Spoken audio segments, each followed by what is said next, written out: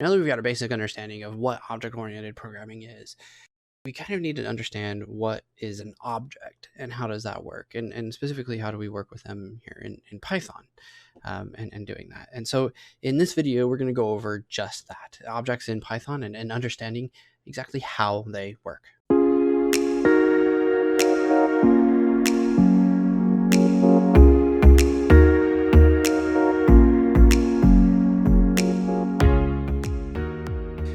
So what exactly is an object? Well, an object is a constructed instance of a class that contains all the attributes and methods that were defined by the class. It's also known as an instance. That was a mouthful. Let's kind of break this up. So we've got a class that contains, it's an instance of the class that contains all the attributes and methods. Let's use our Pokemon example again, right? So I've got Caterpie here. I keep picking on Caterpie. You know what? Let's switch it up. Let's do Poliwag. So I've got Poliwag here, right? And he's a water type Pokemon. Well, Poliwag is an object, right? So we're going to use him as an object. And he's got attributes and methods. So the class is Pokemon. And Pokemon have a type, they have a name, they have an HP, they have moves, they have weaknesses, right? So Poliwag has a type of water, his HP is 60, his weaknesses is to grass, right? And he's got a move that's called Water Gun, right? So that's what he is. So that's what that essentially is. An object is an instance of a class, right? And so objects have attributes, or also called properties, and each, they're both class and instance variables, basically, that store data. So when we've done variables beforehand, where we do like my var is equal to 123, or my stir is equal to this is a test, right? Those are variables. Well, within an object, those, you have variables inside of that object, basically inside the scope of that object. Kind of very similar to what we've done with functions, right? So functions have kind of their own little container of variables and things that they do that's in there. Well, an object is going to be kind of a little bit bigger. So it's got both variables and methods or functions that are in there. So you're going to have both class and instant functions for processing data that's in there. Okay. And then those attributes and methods are accessed via the dot notation. So I'll explain that a little bit more of what that means here in just a minute. And they can be assigned to variables and passed into functions, right? And so, believe it or not, we've actually been working with objects already, right? So we've got the string and an integer, and the other data types we've all been working with were instances of objects, right? And we can actually use the we can access an object's directory via the dir function, right? So here's an example. I've got a string object. I set it to this is a test, and I did the dir of string object, right? And you can see there's a bunch of stuff that's inside of there, right? And there's all these kind of dunders that are in there, or these double underscore things. So like double underscore add, double underscore class, and all these things that are in there. Don't worry about having to understand what all of these are, but these are what's called dunders, and these dunders are kind of like special or magic methods that you can implement that kind of Python is specifically, hey, this is what to do when you encounter a specific situation. So like add here is what to do if you have a string object plus another string object. Here's what you do. And you kind of do that and define that. We're not going to go over all of these in this module. We're going to only go over two, the dunder init and the dunder stir, just to kind of give you an idea of what those are. But that's what those dunders are called. So let's pull up my IPython console that I have here. I'm going to clear out my screen here, and let's say I've got my stir is equal to this is a test, right? And I'm going to do the dir of my stir that's here. Now, there's a whole bunch of stuff that we saw, all these dunder methods that are in here, and there's a whole bunch of other ones that aren't dunder methods right here. And you'll notice these are all just methods that we've actually already probably used. We've got like capitalize, we've got the ends with, we've got the find that's in there, We've checked to see if it's all uppercase. There's one that's split, and you have the split lines. We do the starts with, all those types of things. So if I do meister.upper, I call that, that's going to be doing there. So that's a method. And I specifically called those out as string and integer and dictionary and list methods that are in there, because those are objects that we've already been working with, and we're calling their methods or their functions that are internal to that specific data type that's in there. So now let's move on and let's show you an integer example. So I have an integer object. I've set it to 123. I've taken the directory, and you can see there's a whole bunch of different dunders that are in there. So let's do the same thing here in my IPython console, and kind of look and see what that is. So my int is equal to, I'm actually going to set it to 8, right? And I'm going to do the dir of my int here. And you can see there's a whole bunch of these dunder methods, and then here's actually a few of these that aren't in there. Let's look at this guy right here. So bit length, and what exactly does that mean? So my int dot bit length, call that, and the value is 4, right? So what exactly does that mean?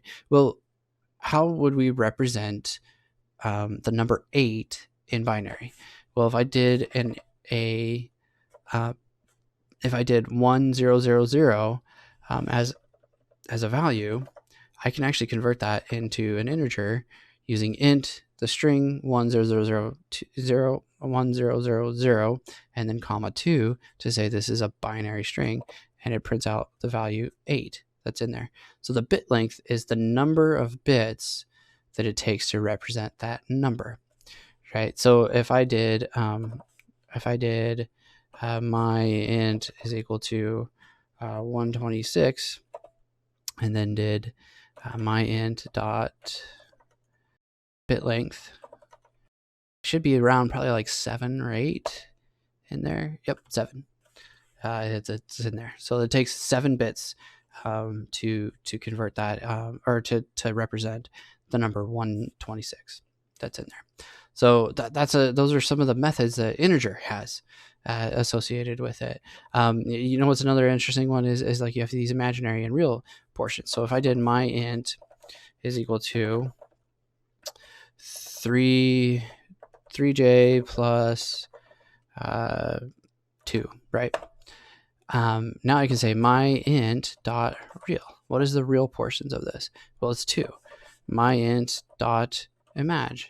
What is the imaginary portions of this? Well, it's 3 that's in there. So that's what you're doing, is you're calling those methods that are associated with that object that's in there. Here's some examples I've already shown you. Here's a list, right? And the list is very similar, and we actually started getting a little bit more into list methods when we started messing around with that, right? So let's create another list. So my list is equal to, and we're just going to take 1 and 2 and 3 in there and just do that, right? So now I've got, let's do a dir of my list, and you can see here I've got an append, a clear, a copy, a count that's in there. So let's see what my list count does. Oops. Dot count. Oh, that's a function.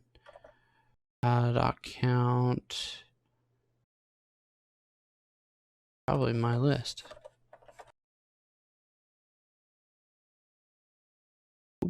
Oh, haha. Well, here's a good thing we can do. So my list dot count. If I do a question mark in front of that in my IPython console, what it's going to do is it's actually going to return to me. It's going to tell me what that method is doing. And so this is going to tell me the number of occurrences of a value. So let's do my list dot count of 2. How many times does 2 appear in that? Whoops, could help if I spelled it correctly. Dot count. So exactly 1 time. So now let's say my list is equal to a 1 and a 2 and a 3 and a 4 and a 2 and a 7 and a 2. Let's see now what my list count 2 does. 3. So it's in there 3 times, right? Well, what about something that's not in there, right? So we have 0. 0 is not found in there. Oh, that's going to pull out 0, right? So that's one of the methods that we have for the list that's in there, right? And so one of the other common one is an append, right? So I'm going to take a list object and I'm going to append a value of 1 and 2 in there, and there we go. We've got another list that we've added to. We've made changes to that list that's in there.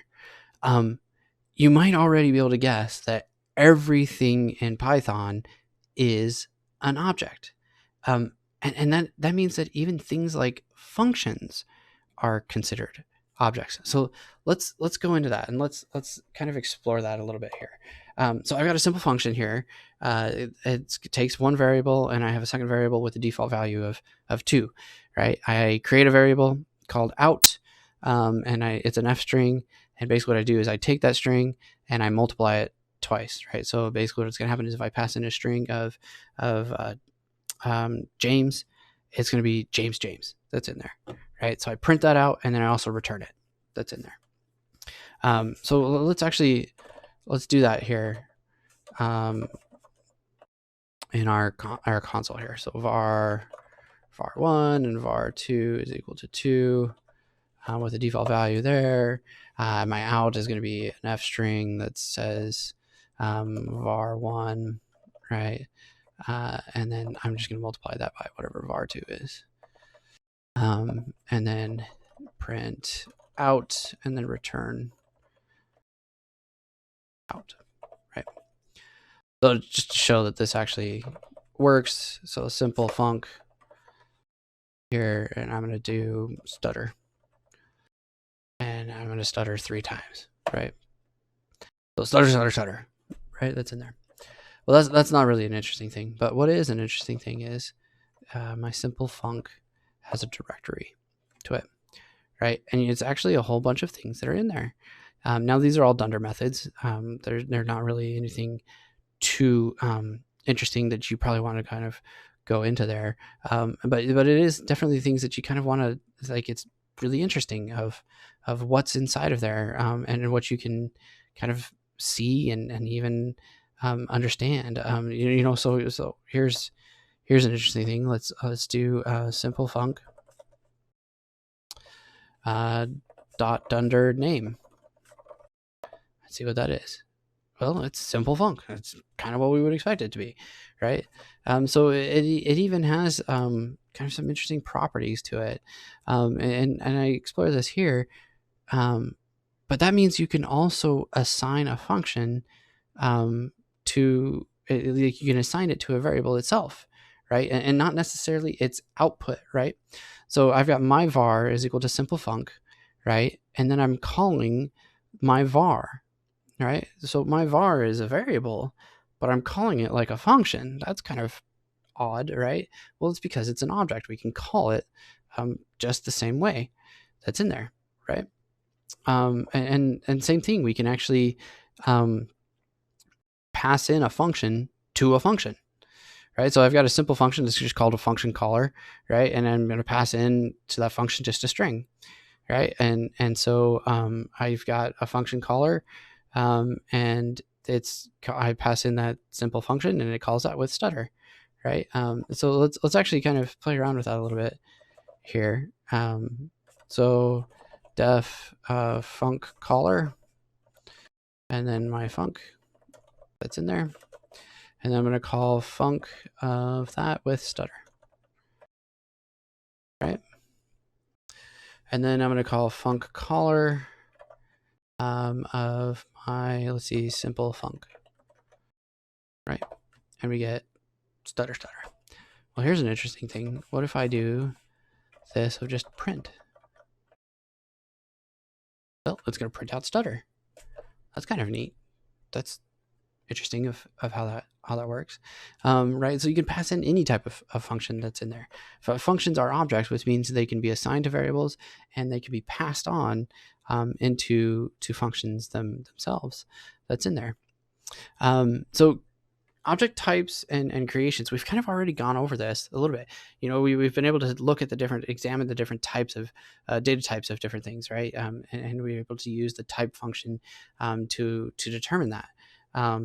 And then kind of go through with that. So we know that the type of an integer is int, right? So, but we create an int by calling and constructing its class. So we actually call int, we pass in a variable, and we get an int out, right? So that's an instance of the number 12 is an instance of the object int that's in there. All right. Same thing with strs or strings. We've got a string method that's in there, and actually functions even have a type, right? So we do a type of a function.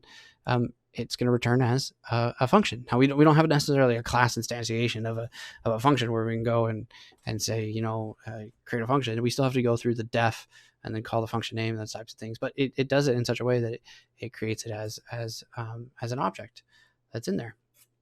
So. And then finally, let's talk a little bit about the object lifecycle and how that works. So every object in Python has kind of 4 different stages to it, right? So an object is either in its definition stage, right? So that's that def. We've got the function name, and then any variables that are in there. That's a part of that. That's actually a part of that lifecycle, right? Classes have similar, right? And so the definition is actually going to be class and then its name, and we'll go over in the details of that. But the definition of that actually gets executed as a part of that. And I'll show you a little bit of how that works here in just a minute. And then we have initialization, and that's where the dunder init comes in. And again, we'll show you how to use that here in just a minute. And that's where the object is actually created through instantiation, right? So we've created that object. And then access and manipulation. So that's where we're actually using it inside of the program that we're writing and working with. And then finally, destruction, right? And so the object is dereferenced and no longer used, and it's flagged for deallocation. So here's an interesting thing. In a lot of other programming languages, when things are destructed or they go through the destruction or with the deallocation, that object is now no longer in memory. It actually gets blown away. In Python, it's a little bit different. So Python uses reference counting for managing its memory. And so when we call a destructor in there, it does get flagged for deallocation, but it's not necessarily deallocated right away, meaning it's still kind of in memory for a little while. But it's not able to be accessed by anything in Python until kind of later on. And that's what's called garbage collection, right? So there's a lot of other languages that do this. And basically what they do is they go through and they say, hey, what are objects that are still out there that are no longer being used? How do they work? And you got to swipe that away. And that's called garbage collection that's in there. Don't worry about needing to know anything about that right now. That's kind of a little bit details, but those are some keywords that you can look up if you're interested in learning them, further in more details later on. And so here I have a visual graphic here of a definition, initialization, access manipulation, and then blow up destruction. It's gone, right? That's kind of what's in there. So I have an interesting script that I want to share with you here. And it's called the Lifecycle .py. It's in the materials here under examples that's in there. And basically what it is this script will run to show you the 4 main stages of this Python class, right? So I have a definition, initialization, access and manipulation, and then destruction, right? And so what happens here is, and again, I'm going to show you what exactly is later on. I'm going to tell you how to create a class and what's going on there. But this is the basic way of how you define a class, right? And so here is the stage 1 part of that. And this actually gets executed when I run this. You'll notice that Python print script starts here, and then this will actually get printed out. And so let's actually run this here.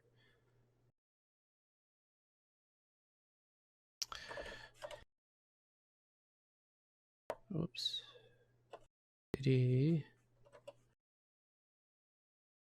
material and examples.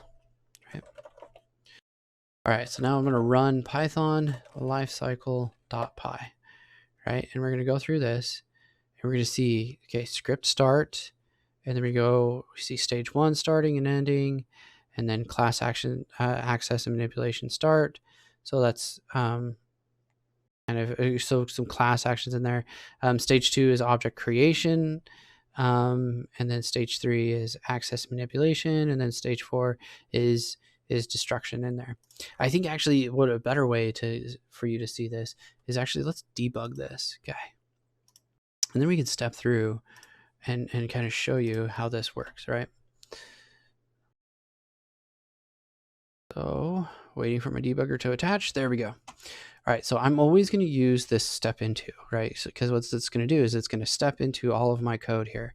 And so I'm going to do that. Normally I would do like skip over or step over, but I'm going to step into on everything here, just kind of show you what's all being called. So first off, script start. That's pretty simple. Now class basic, we go in there, this class definition, we're actually going into that class definition. It's as if we were running almost like another Python file, right? Or calling another library, right? So we're actually going into that, and things inside of there actually gets executed. And so we're printing out stage 1 right here, right? Within the locals of this class, you can see now prop 1 has been defined. We see that we're defining now our functions. So I have a dunder and init that I'm defining, my method that I'm defining. I have a class method that I've now defined that's in there, and then my destructor, which is a dunder del that's in there. And then now finally, I'm ending stage 1, and that's it. Now I'm going to come back out. I'm going to show you that now basic as a class property, and we're going to talk about this a little bit later, can be accessed without actually even creating an object or an instance of that object that's in there. So I'm going to do that. I am going to skip over this because I just want to show you that this actually does get executed here. So I'm going to print this guy out.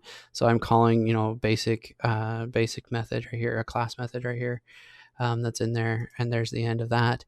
Okay, here's stage 2. So object creation and start. And so I've created 2 different objects, and I've called each one of their dunder and inits. Again, don't worry about seeing about the details. We're going to go into detail about dunder and init in just a little bit. And now my object has been created. Okay, so creation has ended. Stage 3 now is the object access and manipulation. So now I'm calling methods. I'm seeing what I'm printing out their properties. I'm calling and making changes. You can see they actually got changes made to them. And now that's stage 3. So now what I'm doing is I'm actually deleting the object. So del is how we can delete an object from in there. Now you don't ever really need to worry about using del. I'm just doing this to show you that actually the lifecycle goes this. Python takes care of a lot of this for you. There's really no need for you to call del unless, especially as a beginner Python programmer. Python automatically just determines what your scope is and those types of things. So don't worry about doing that. So I'm calling del here to just kind of destruct my object B here, right? Now here's an interesting thing. And when I was talking about, don't worry about calling del, because here's C, which is an object of basic, right? An object of type basic, right? So we can see that here in our variables here. We have C, and that's an object of basic here, right? And it's got 2 different properties that are in there. Now, when I step over this, C changed, right?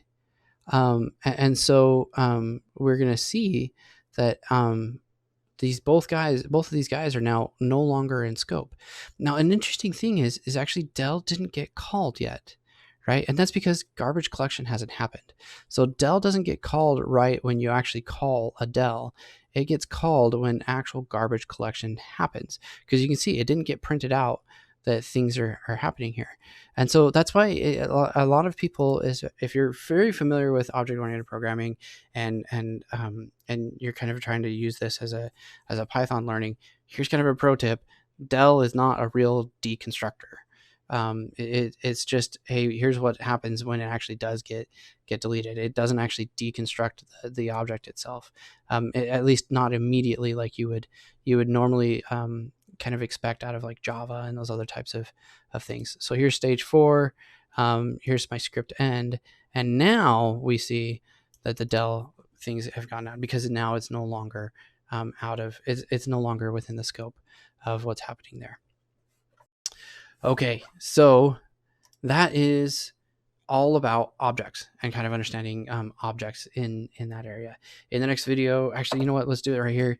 In this exercise, because I only have one, what I want you to do is to take determine the number of non-dunder attributes for a dict class. Okay, so non-dunder attributes or methods for a dict class. Okay, and I'm going to give you bonus points if you can do this programmatically.